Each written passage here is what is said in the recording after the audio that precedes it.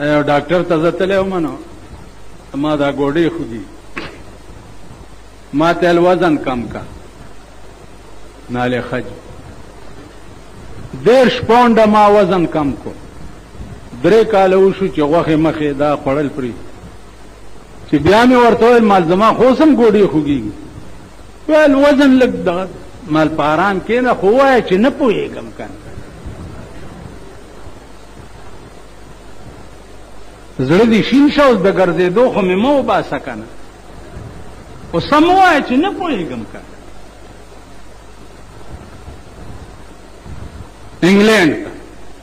لندن ته یې بوځي صاحبه د لندن ډاکټران پې راټول شي کینسر دی او کینسر دی لندن والا جواب ورکړي چې امریکې ته یې ورسوئ امریکې ته یې ورسوئ امریکې نه یې بیا چې راوړي نو مړې راوړي زمونږ یو خپلوانو په لندن او امریکا کې 2.5 کروڑه روپۍ پې ولګېدې په دې مړی کې یو وړه غوندې دانه راختلې وه هغه کینسر شوه په دې ځای کې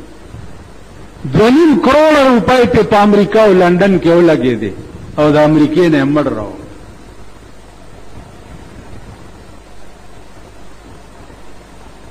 خدای داسې هم کوي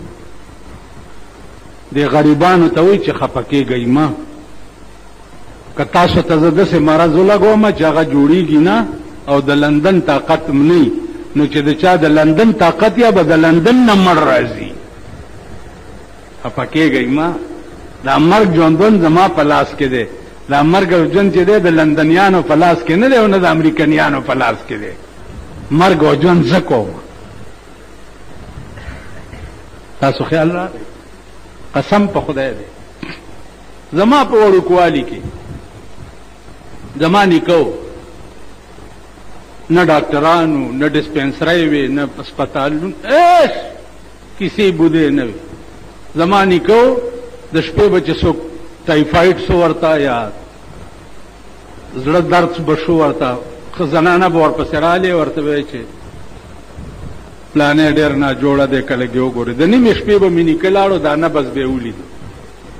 وی به چې خدای به یې ښه کي شنې چای یې ته پخې کو لږې سپیرکې یې ویر کو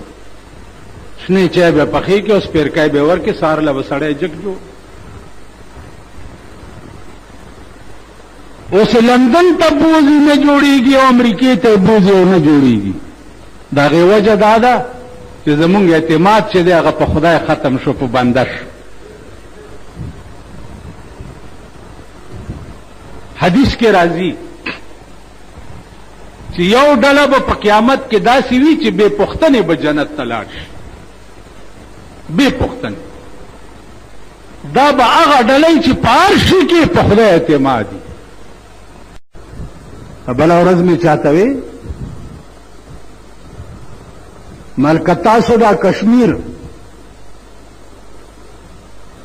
د خدای تابعدار ګڼلې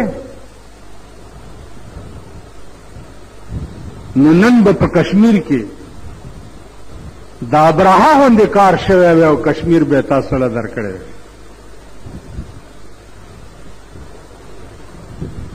روزانه په ډاکا کې به په کشمیر خبرې کیږي او په اقوام متحده کې به په کشمیر خبرې کیږي او په فلاني کې به په کشمیر خبرې کیږي 50 کاله وشو 50 کاله خبرې پې کیږي او خبرې پې کیږي او خبرې پې کیږي کافر سره به زه خبرې کوم کافر سره خو ما ته کلیر کټ آرډر دی د قرآن چې فقتلوا المشرکین حیث وجدتموهم قتل کوي دا مشرکان چې چرته په لاس درځي زه به ورسره خبرې کوم نو عزیزانو دا تاسو نه چې بنګال لاړم د اورمړو خره وی اوس بل ټکی ورپسې تاسو یادوئ او که کشمیر په لاس نه درځي د اورمړو خره یې ستاسو هغه اپر نیکه چې د قبر نه راوځي نشئ اخیستی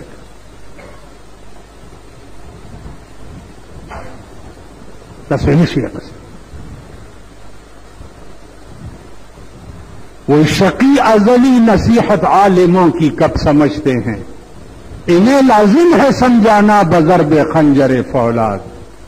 फौलादी खंजर भी जिस वक्त के पूरे इस्तेमाल करे नहीं तरह के पूरे निक कश्मीर निशा